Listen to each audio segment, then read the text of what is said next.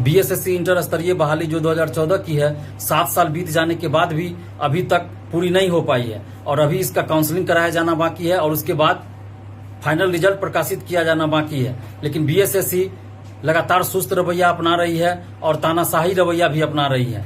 और बीएसएससी का इतिहास है कि बिना आंदोलन के बीएसएससी में कुछ नहीं होता है।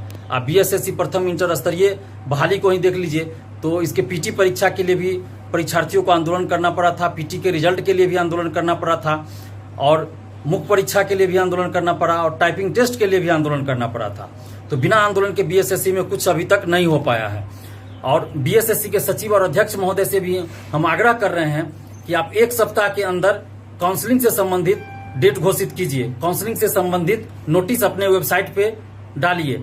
अगर इस 1 सप्ताह के अंदर काउंसलिंग से संबंधित कोई नोटिस बीएसएससी के वेबसाइट पे नहीं आता है तो हम लोग फिर अगले सप्ताह एक बड़ा आंदोलन करेंगे, जिसके लिए बीएसएससी ही जिम्मेवार होगी। परीक्षार्थी इसके लिए जिम्मेवार नहीं होंगे, क्योंकि परीक्षार्थी 7 साल से इंतजार कर रहे हैं और परीक्षार्थी कई बार आंदोलन कर चुके हैं बीएसएससी ऑफिस में। उसके बावजूद जो है बीएसएससी सुस्त रवैया अपना रही है और सही से कोई जानकारी भी नहीं दे रही है। तो हम बीएसएससी के सचिव और अध्यक्ष महोदय से आग्रह कर रहे हैं और उनको बता भी रहे हैं कि आप 1 सप्ताह के अंदर या 1 सप्ताह के अंदर आप काउंसलिंग से संबंधित कोई नोटिस आप जारी कीजिए, अन्यथा हम लोग अगले सप्ताह एक बड़ा आंदोलन करेंगे और बिहार के तमाम छात्र छात्राओं से और बीएसएससी प्रथम इंटर स्तरीय बहाली के सभी परीक्षार्थियों से भी हम आग्रह कर रहे हैं कि आप लोग प्लीज एकजुट होइए।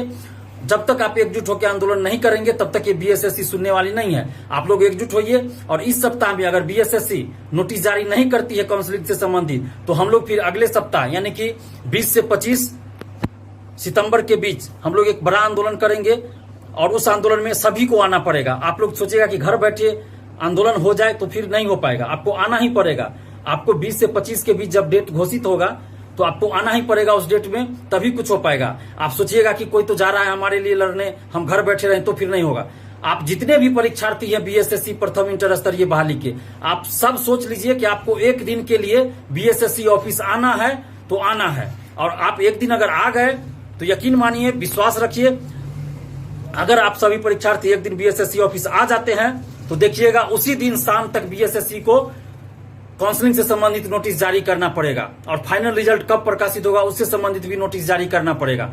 बस आप लोग एकजुट होइए और इस 1 सप्ताह का इंतजार कीजिए। अगर इस एक सप्ताह में अगर बीएसएससी नोटिस जारी नहीं करती है तो हम लोग फिर अगले सप्ताह में 20 से 25 सितंबर के बीच कोई डेट निर्धारित करेंगे और उस डेट में एक बड़ा आंदोलन होगा बीएसएससी ऑफिस के अंदर। तो आप लोग प्लीज एकजुट होइए और इस आंदोलन में भाग लीजिए। अगर बीएसएससी इस 1 सप्ताह के अंदर नोटिस जारी नहीं करती है तो हम आग्रह कर रहे हैं, पुनः हम आग्रह कर रहे हैं बीएसएससी के सचिव और अध्यक्ष महोदय से कि इस 1 सप्ताह के अंदर आप बीएसएससी प्रथम इंटर स्तरीय बहाली के काउंसलिंग से संबंधित कोई नोटिस आप जरूर डालिए कि कब से आप काउंसलिंग कराइएगा।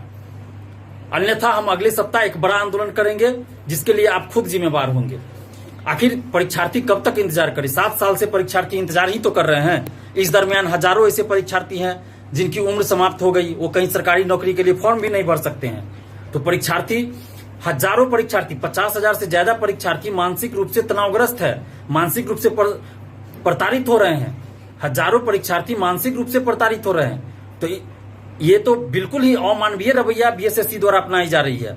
तो हम चाहते हैं कि बीएसएससी मानवीय रुख अपनाए और काउंसलिंग से संबंधित इस सप्ताह के अंदर, 1 सप्ताह के अंदर काउंसलिंग से संबंधित कोई नोटिस अपने वेबसाइट पे डाले, अन्यथा अगले सप्ताह हम लोग एक बड़ा आंदोलन करेंगे जिसमें आप तमाम परीक्षार्थियों को आना होगा। तो आप लोग अभी से कमर कस लीजिए। अभी